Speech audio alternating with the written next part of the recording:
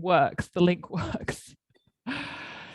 All right, well, let's get started if that feels okay for you both. And then if other people join us, we can catch them up on what they've missed. So Lorraine, you and I know each other. John, this is our first time meeting. My name is Katy Critchfield. I'm the program coordinator for the North Hills at Literacy Pittsburgh. I see we've got one more person coming in. Hi, Jen. Sorry if you had trouble getting into the meeting. I'm hearing that some folks the link isn't working, but I'm glad you made it in now. And you haven't missed anything. I was just introducing myself, telling everybody that I'm the program coordinator for the North Hills. My email is here on the screen. If you have any follow-up questions after we're done today, you can feel free to reach out to me. And if you need my contact information and you don't get it, you can reach out to your program coordinator and they'll be able to pass it on. So today we're going to be talking about teaching online with Google Meet. Google Meet is a video conferencing software, a lot like Zoom. We think it might be a good alternative option for our tutors who are having a hard time with the new meeting limits that have been recently added into Zoom.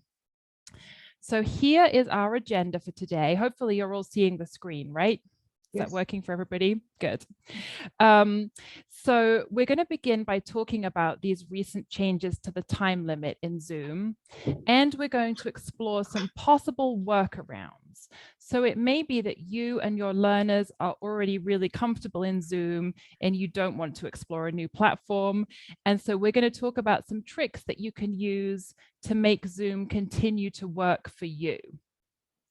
Then we're going to have a look at some of the advantages and disadvantages of switching to Google Meet. So there are definitely pros and cons, and we'll dig into those a little bit deeper today. Then we'll have a look at some of the main features of Google Meet. I'm going to show you some screenshots of the platform that I took earlier so that you can see what it looks like. And we'll explore some of the features like the whiteboard, which is called the Jamboard in Google Meet.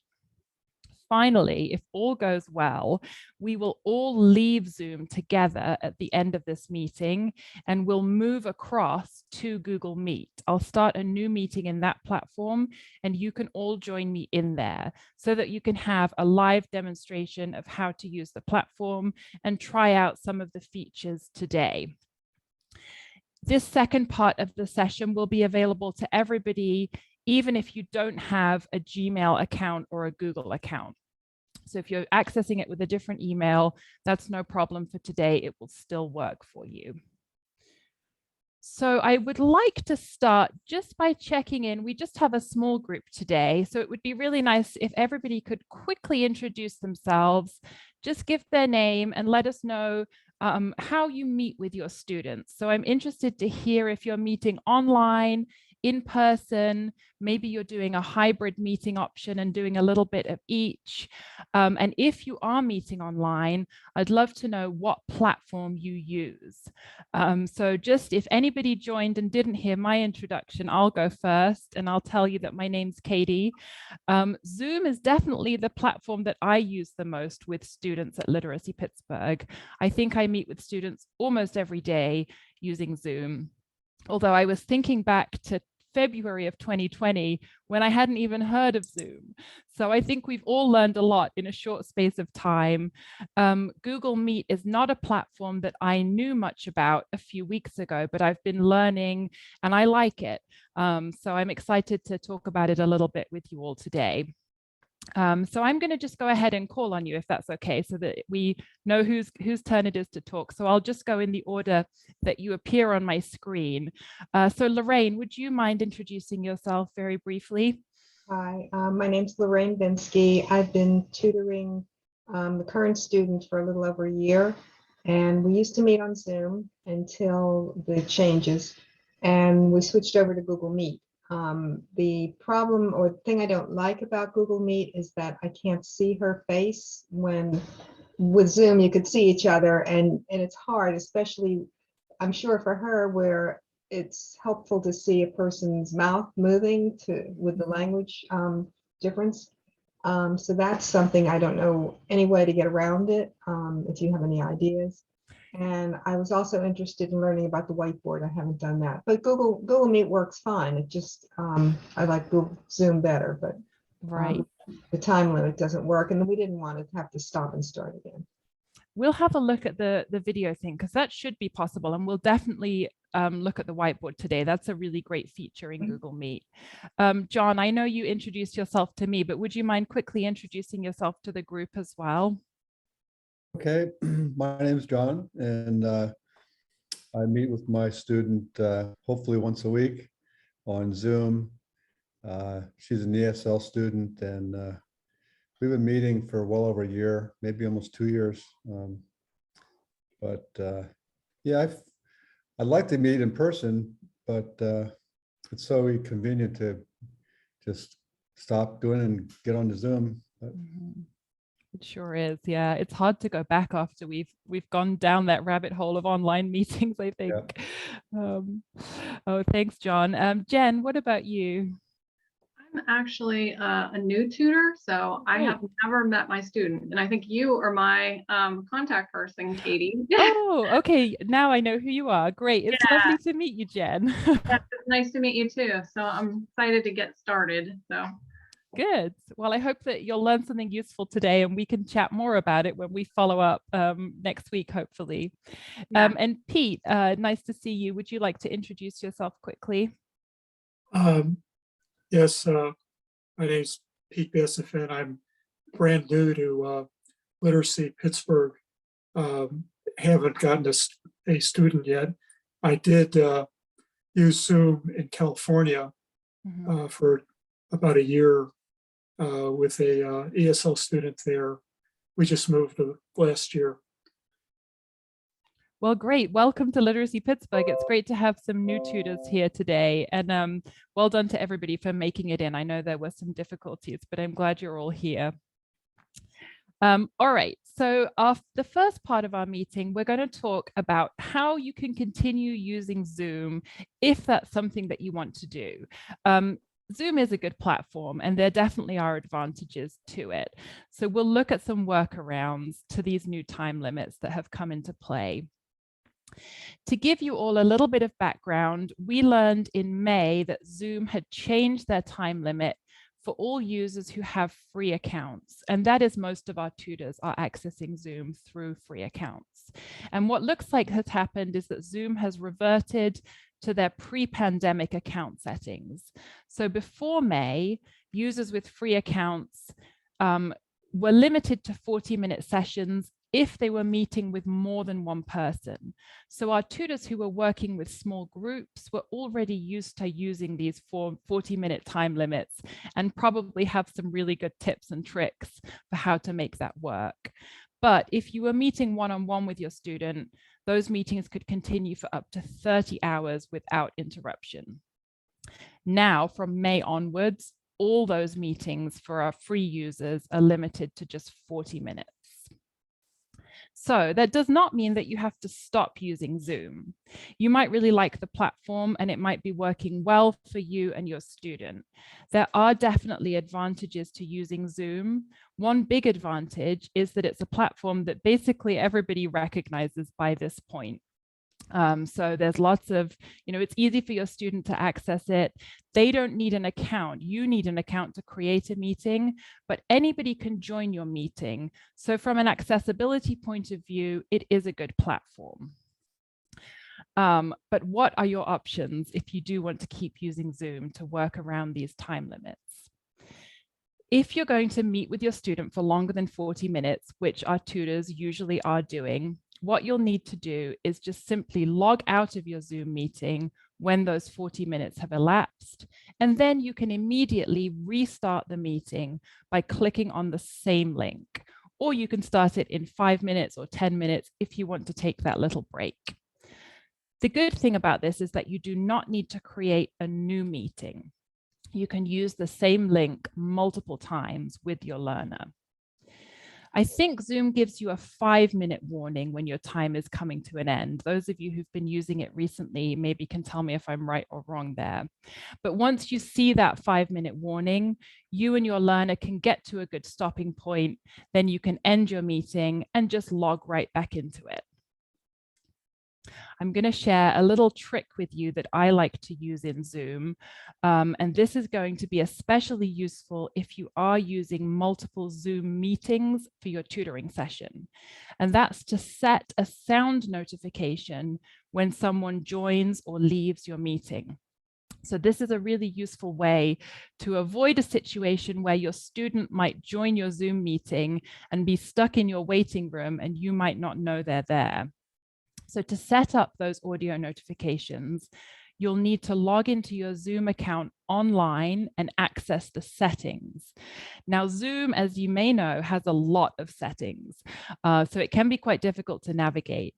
But what you're going to look for is these in-meeting basic settings that I've indicated with the big blue arrow on the left.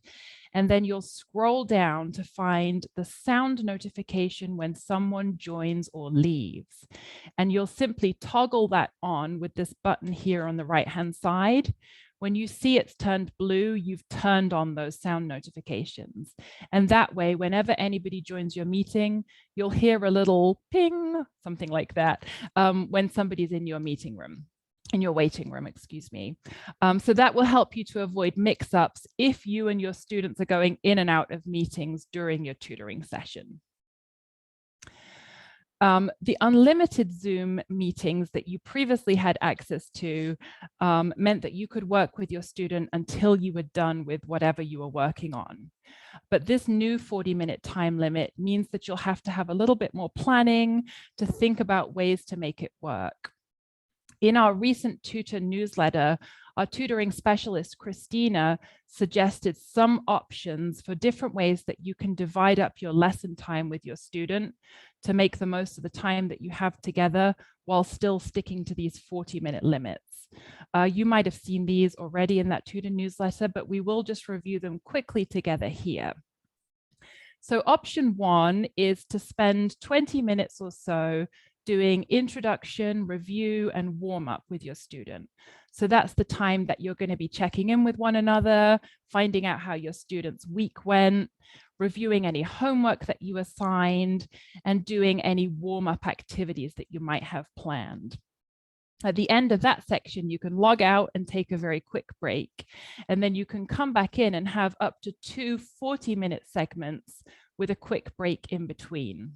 That gives you a lot of time to work with your student and should be plenty for one class time.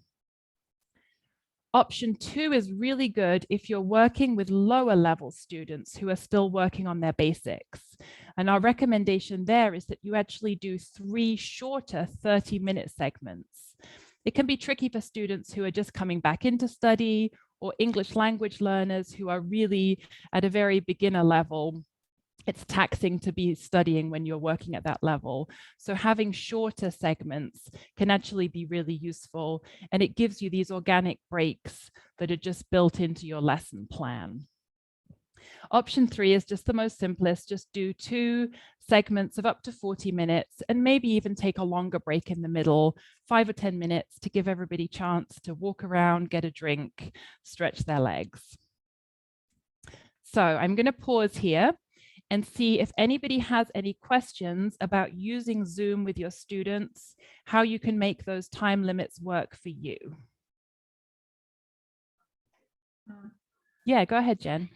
Is there any set time that you have to wait before you click on the link to just enter the meeting again? Or it's just leaving is what resets things? I believe so. I haven't tested that myself, but as far as I know, you can just go right back into that same meeting link. Okay. But it can be good to build a break. I mean, it'll depend on how you want to structure your time with your student, but it's no bad thing for, video conferencing is tiring. So it's no bad thing for everybody to get up and walk away from the computer for a moment. Anything else anyone wanted to check in about, or any great tips and tricks for your own meeting divisions that you've been using with students successfully? Okay. Well, let's move on. We're going to talk about some of the reasons that you might want to consider when deciding whether you're going to switch to Google Meet with your student. We'll talk through some of the pros and cons of the platform so that you can get a better idea of whether it's going to work well for you and your learner. So we'll start by doing a side-by-side comparison of Zoom and Google Meet. Now, I'm assuming here that our tutors are using the free versions of both apps. Google Meet, just like Zoom, does have a subscription option, but these comparisons are just talking about those free versions. And I should say also that this is accurate as of right now, but who knows what might happen in the future. It may change further down the line. So let's just take a quick look at this chart. First of all, meeting limits. We've already talked about that. As we know, Zoom is 40 minutes for any kind of meeting. Google Meet does have a limit if you're meeting with a group. So if you have 2 or more students, you will still be limited to an hour. But an hour is a little bit nicer than 40 minutes. It gives you a bit more to play with. If you're meeting one-on-one with your student, you have up to 24 hours. So effectively, there is no limit. Accessing the platform, Zoom is accessed through the app that it prompts you to download onto your device the first time you use Zoom. Google Meet, you actually access it in your internet browser directly. We're going to talk a bit more about the implications of that in a moment, but it is actually quite useful and nice that you can access it that way. However, if your learner or you are joining your meeting on your phone or on a tablet, then you will need to download the app to get into Google Meet as well. The account requirements is a place where Zoom actually does have the advantage. There's no account required for somebody to join your meeting. But if you're using Google Meet, all of your participants have to have a Google account, which is like a Gmail account. And we'll talk a little bit more about that in a moment as well. Both platforms have a screen sharing option. Both platforms have a chat option. In Zoom, you can send private messages to just one individual in your chat, as well as messages to the whole group. In Google Meet, you can only send messages to everybody in the group. And that's unlikely to be an issue for most of our tutors, but it's just worth bearing in mind. The free version of Zoom does give you access to breakout rooms, whereas Google Meet does not. Again, that's something that's unlikely to be, to affect most of our tutors unless you're working with a kind of larger group of students. Both platforms have got access to a whiteboard. In Zoom, it's integrated a little bit more seamlessly into the app, whereas in Google Meet, it's a separate app called the Jamboard. But we'll take a look at that together today, and I think it's quite an intuitive platform. Closed captioning. I recently heard from a tutor that's working with English language learners, and she said that she really likes the closed captioning option in Google Meet. It's there automatically for every meeting that you set up, and she's found it's really useful for her students. There is a closed captioning option in Zoom, but you have to go into the settings to enable it. So those are the main differences, and we're going to talk a little bit more about some of the real advantages and disadvantages of Google Meet as a platform. First of all, and this is pretty significant, Google Meet uses less bandwidth than Zoom. So that's talking about the data that you're using to access the meeting. You might find that the picture is clearer. You have less of that issue, when sometimes in Zoom, your video gets out of sync with your audio or you freeze. So that might be slightly less likely to happen on Google Meet. And especially for people who are accessing meetings on their phone, they might find that the picture is clearer. Of course, the time limit is a big advantage. The time limits are much longer, 60 minutes for a group meeting and 24 hours for a one-on-one meeting. When we move across to Google Meet, you'll see that it's a simpler platform than Zoom. There's not as many options, but in some ways that does make it more user-friendly, especially for kind of casual users of technology. And then Google Meet has got a whiteboard available via the Jamboard app. And that whiteboard has options for text, drawing, sticky notes, and photos, which you can bring in from Google Images. It's not quite as seamless as the whiteboard in Zoom because it does use that separate app. But once you get the hang of it, I think it works well as a collaborative tool. Of course, there are some limitations to bear in mind. The biggest problem, as I see it, is that if you're using Google Meet with a free account, everybody who joins your meeting must sign in with their own Gmail account. Gmail accounts are free and they're not too difficult to sign up for, but it's something that you might need to assist your learner with at the beginning of your time tutoring together. Today, as I mentioned, even if you don't have a Gmail account, you'll be able to join my Google Meet because I'm using the Literacy Pittsburgh Classroom account, which is a subscription account. So there are different rules about who can join the meeting. If your learner is using their phone to join the class, they'll have to download Google Meet and Jamboard to their phones ahead of time and log into both using their Gmail accounts. So again, there's a little bit of extra upfront work to do with Google Meet that you don't have to do with Zoom. However, once you've done it, I think you'll find that both you and your learner can use Google Meet quite easily going forward. And lastly, there are no breakout rooms, as we already mentioned. So I'm going to pause again and see if anybody has any questions about the differences between Google Meet and Zoom. And I'm also going to try to move my computer back because I'm getting a lot of sunshine in my face here, this late evening sunshine after that storm. Hopefully that was relatively straightforward. But if anybody has any questions, this is a good time to check in.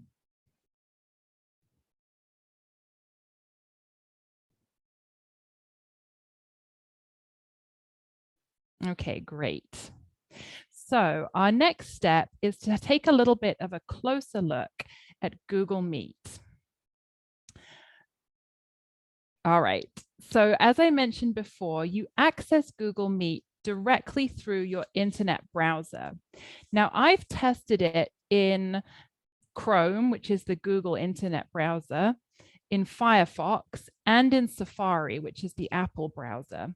And I found that Google Meet works well in all three of those internet browsers.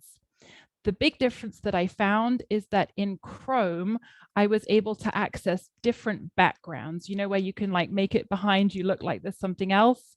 And that feature was not supported in the other internet browsers. But you might find that it's different depending on what version of the browser you have.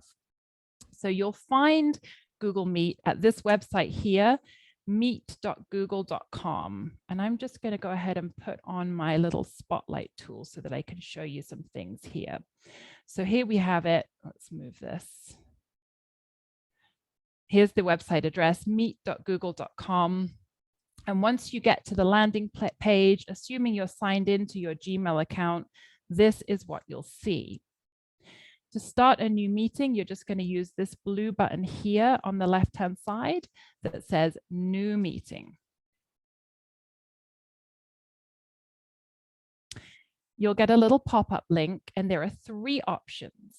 If you're ready to meet with your student right away, you can choose Start an Instant Meeting. That will open it right away, and you'll get a link that you can share with your student directly. If you're planning to create a meeting that you can use with your learner later, there are two options. The simplest one is this one at the top, Create a Meeting for Later. When you choose that option, your meeting is not tied to a specific date or time, so it will be up to you and your student to determine that and to communicate your plan for that. If you do want to create a meeting that's scheduled for a definite date and time, you can use this third option down here, the Schedule in Google Calendar option. When you choose that option, a new tab will open in your internet browser with Google Calendar already loaded. What you can do is you can create the date for your meeting and the time for your meeting here. You can add any guests that are coming, so that's where you'd put your students' email information. And you'll see that the link to your meeting is integrated right into the calendar event. This is a more complicated way of doing it, but I just brought it up because if you already use Google Calendar, you might find that it's useful and just helps you to keep your schedule in order. So once you've created a meeting, your meeting link is going to pop up. And this is what it will look like if you do that instant meeting. It'll show up like this on your screen.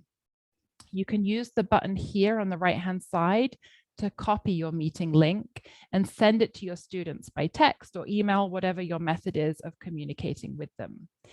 If you don't, it says here, make sure that you save it so that you can use it later.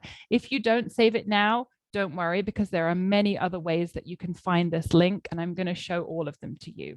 So you can copy it right here, but as I said, if you don't get it right away, don't worry, because you'll be able to come back to it. When your meeting starts, this is what your screen looks like. So this is a meeting that I created earlier. You'll see that the layout is not so different from Zoom. You've got the photo, the video, sorry, of the person who created the meeting. At the moment, I'm the only participant in this meeting. And down here, you have your meeting controls and some other options on the right-hand side. Here again on the left, we got that other pop-up with your meeting information. So you can add people directly using their Gmail account, or again, you can copy the link and share it with your student with whatever method you choose to use.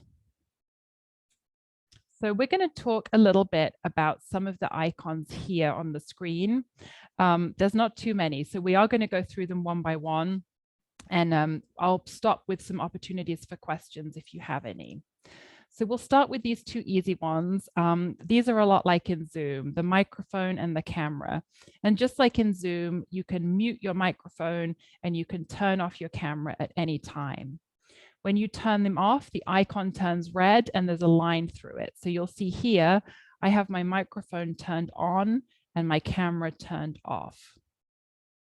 Next to that is the closed captions icon.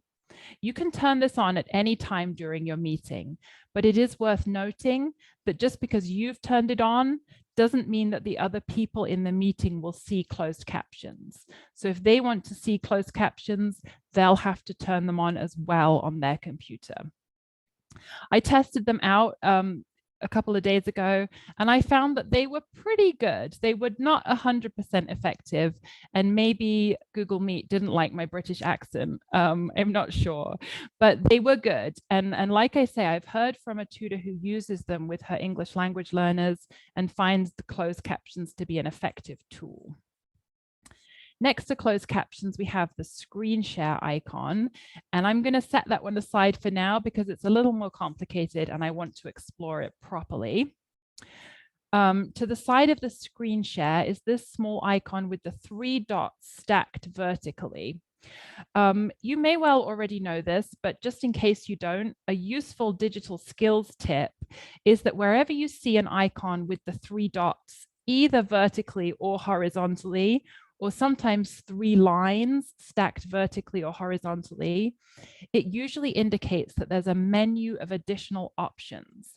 And that's exactly what is here in this icon. So when you click on that, you'll get a little pop-up menu with some more things for you to access. At the top is the whiteboard feature, and we're going to talk about that in a moment in more detail. You can change your layout in Google Meet. So Lorraine, I wonder if that might be the thing that would help you to see your students' video. I don't know if you've tried that already. It hasn't worked. I tried all the varieties. It doesn't work. Huh. I might have to. At one point, my student could see on her iPad, she could see me, or she could see herself. It was weird. At one point, we could do that a little bit, but generally speaking, changing the view doesn't make a difference. It didn't help you. No. Okay, that's frustrating. When I researched it, they said if I had another device, like if I had a different monitor or another iPad or something, then I could do it, but I don't know how to do that. We might need to follow up about that one-on-one because I would like to be able to help you solve that problem. Yeah, it would be nice to see each other. Yeah. Yeah, but so that's where you would typically go to do that. So you might choose to have all of your videos tiled side by side so you can see everybody that's in there. You might like to spotlight one speaker so that you can see the person that's speaking right there and then. So that change layout is where you'll do that. You can make it full screen. That's pretty self-explanatory. And you can apply visual effects. That's where you'd put those backgrounds in. You can blur your background. You can change the background. There's several images that are already loaded into Google Meet, or you can actually add your own image to your background. And then here's those closed captions again. That's just another way to get to the same thing. Down here is some more account things. So if you need to be in contact with Google, you can use one of these buttons here. There's a pretty reasonable troubleshooting and help site that you can access if you have questions. And then in the settings, you can change your audio and video settings, as well as some other basic settings. Okay, the phone icon is how you'll end your meeting in Google Meet. It's red like in Zoom. The Zoom one says leave meeting, but that gives it a little bit of familiarity. We'll just take a quick look at these final icons on the right-hand side, and then we're going to talk about screen sharing and the Jamboard app. So the icon that looks like an eye is where your meeting information is stored. So if you need to find that meeting link again, that's where it is. And at any point in the meeting, you can find the link, and then you can use it to send to anybody that needs it. Next to that is the participants icon that tells you who's in your meeting. You probably won't need that if you're just meeting with one person, but if you do have a larger meeting, it can be useful to see at a glance who is there. Here's an important one, the chat icon. We'll have a look at that when we go into Google Meet together. Then the little shapes icon has got some more activities. So that's another place that you can find the whiteboard. In the free version, there's also this funny little robot game that Google Meet says is just there if you're trying to kill time while you're waiting for somebody else to join your meeting. It's a bit like the dinosaur game when the internet breaks, if you're familiar with that. And then you'll see some other activities that are only available to premium subscribers. So it's sort of trying to get you to subscribe, I guess. If you're the meeting host, you'll see this padlock icon at the very right-hand side. When you join Google Meet today, you won't see that because you're not going to be the host. But that's the host controls. There's not a lot you can do in there. You can choose whether your participants can turn on their camera, whether they can turn on their microphone, whether you'll allow all your participants to share their screen, and whether you'll allow them to access the chat. And the default is for all of those things to be turned on, but if for some reason you needed to turn them off, you could do that. So before we dig into screen sharing and whiteboarding, does anyone have any questions about any of the features of Google Meet that we've looked at so far?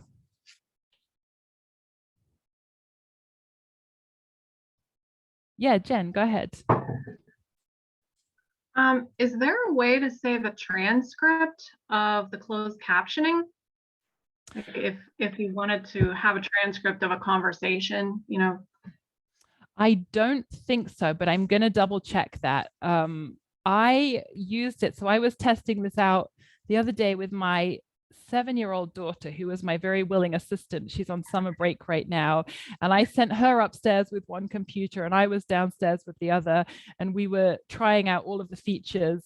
And we did use the closed caption, and there was definitely no option to sort of straightforwardly say, do you want to save these closed captions?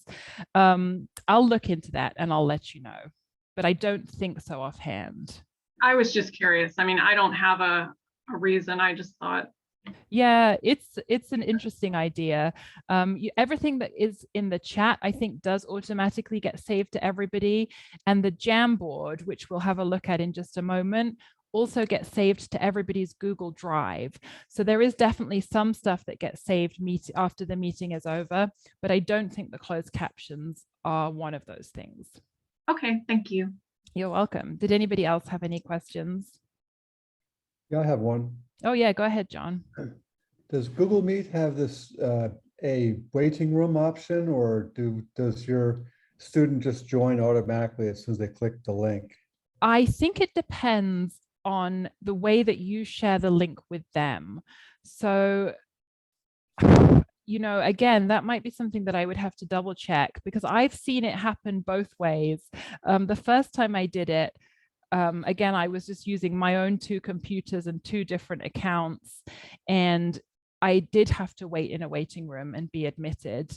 The second time, I think I had gone into my sharing settings on the other Google account and said that whoever gets the link gets access to the meeting. So I think that that's something that you can decide yourself and change in your settings.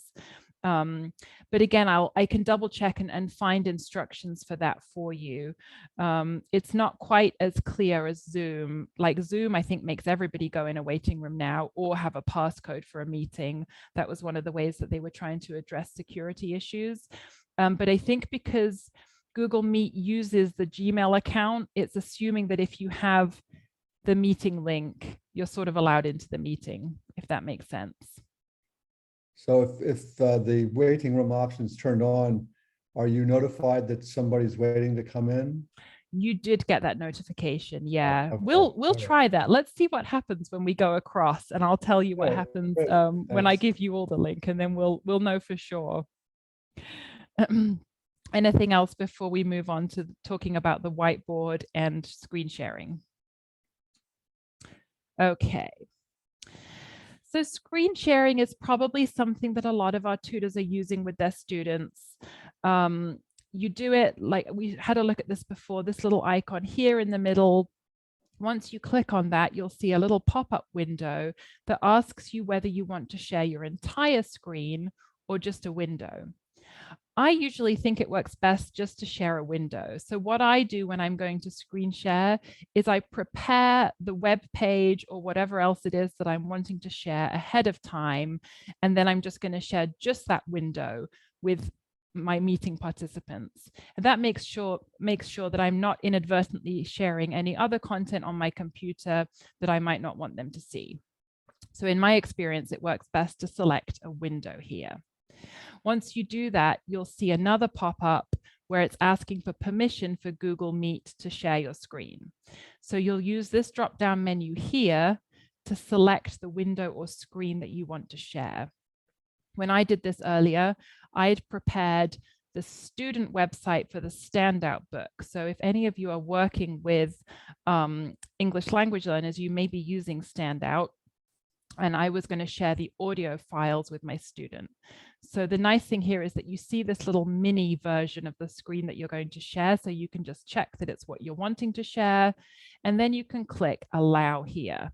And then this is what it looks like when you're sharing your screen. This is definitely one place where I think Google Meet is not as good because you can't see your participants' videos while you're sharing your screen. And that is difficult and a little frustrating.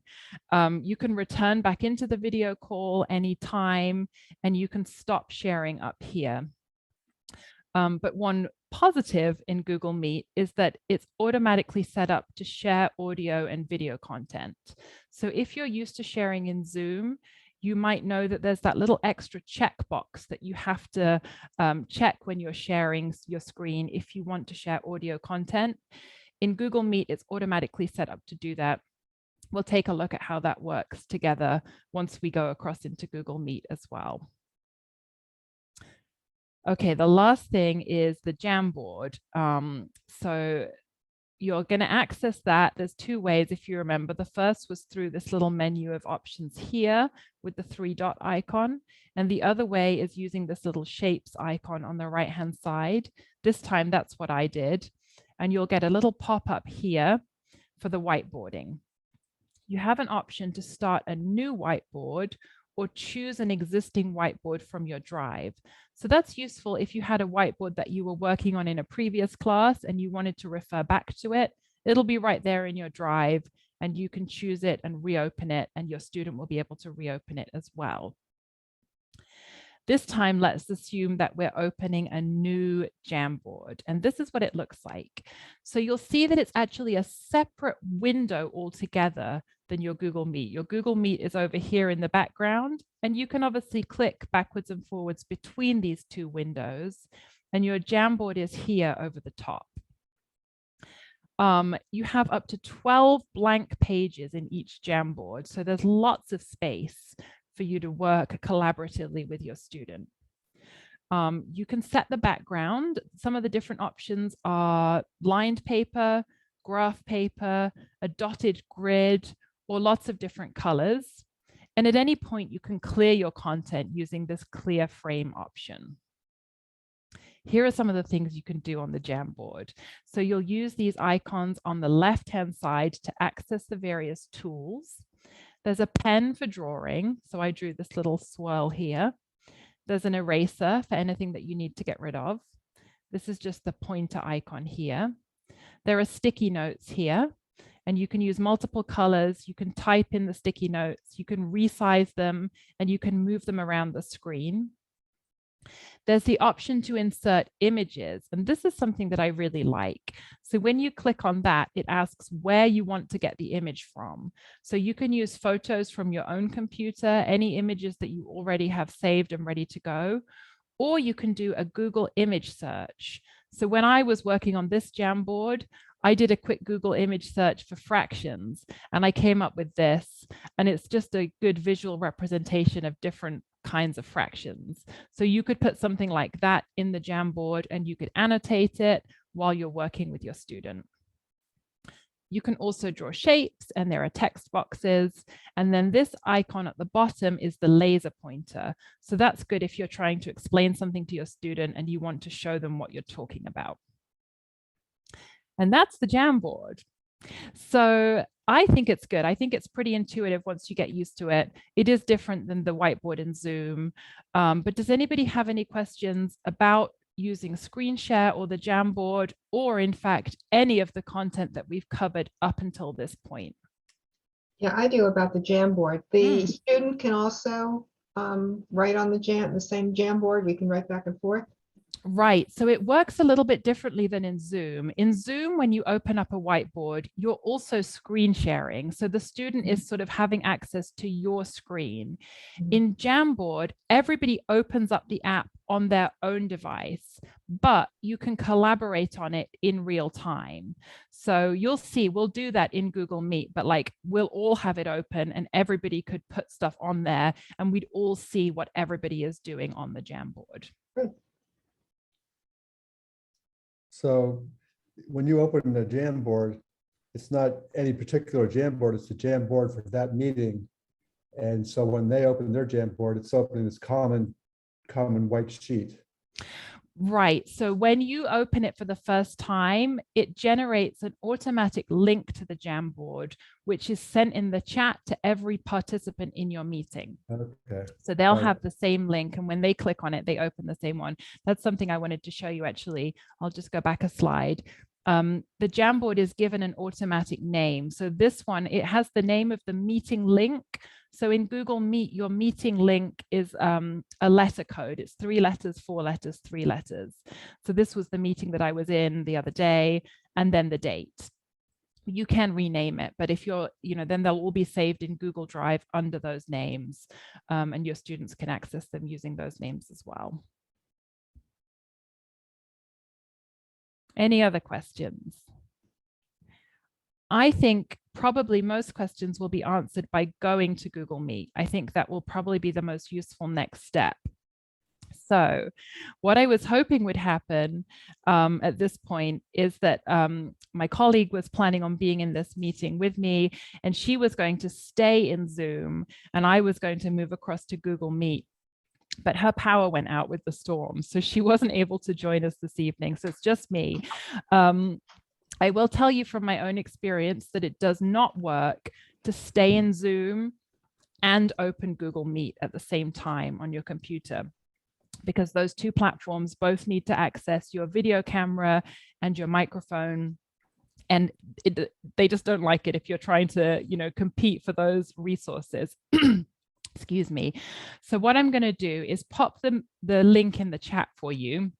And I'm also going to put my work cell phone number in the chat because I will have to leave the Zoom meeting. Excuse me. And I don't want anybody to get left behind or stuck. So if you have a problem accessing the meeting, you can send me a text or give me a call, and we'll try to get everybody to move across together. If you know for sure that you don't have time and you're done with this meeting, you can just let me know quickly so that I'm not kind of waiting for you or expecting you. But what I'm going to do first is I'm going to stop sharing my screen here, and I will pop this link in our chat.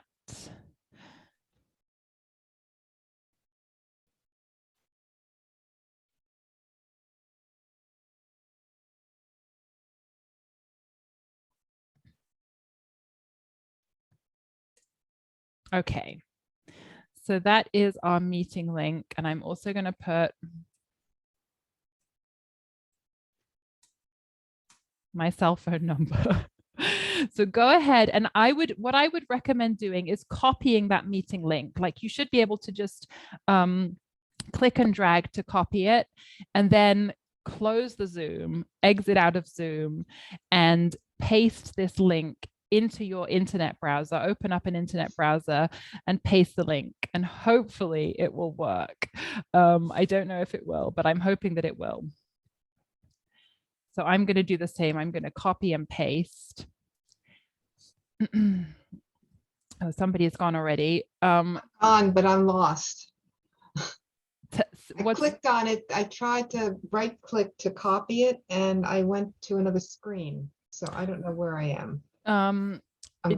Did it open up an internet browser for you, Lorraine? It's no. What I can do is I can email it to you if you like.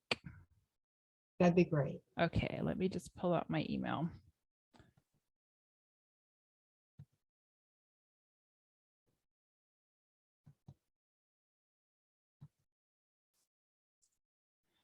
All right, I've sent that to your Gmail address. Okay, so hopefully that you. will come through. Okay. And who is left? Pete, we still have you. How's it going?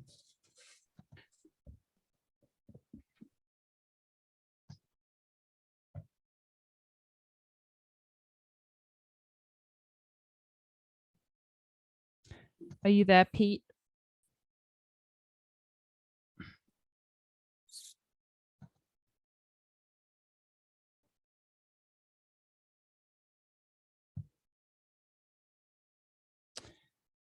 Lorraine, do you see that link in your email? I did, and I clicked on it, and it says camera failed. So that's because you're still in Zoom. So what you'll need to do. How do I get out of that? What I'll do is I'll end our Zoom meeting now, and I'll see you in the Google Meet, okay. hopefully. Sounds great. Okay, good. Good luck. Okay, hope to see you.